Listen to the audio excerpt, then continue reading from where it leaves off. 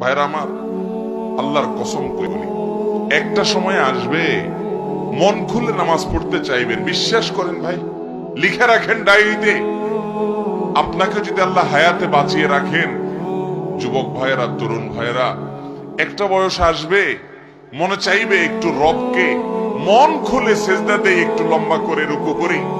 পারবেন না, অসুস্থ হয়ে যাবেন, রোগবালায় ধরে ফেলবে। বাবারে, সে সময় আসবে না?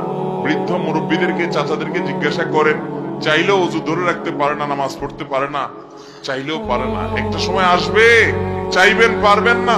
নামাজটাকে সুন্দর করেন, সময় মতো পড়েন, অনেক রাকাত নামাজ পড়বেন, নফল নামাজ পড়বেন। এটার চেয়ে উত্তম হলো ফরজটা পড়লেন, মূল সুন্নত গুলাই পড়লেন, কিন্তু ধীরস্থিরতার সাথে পড়লেন।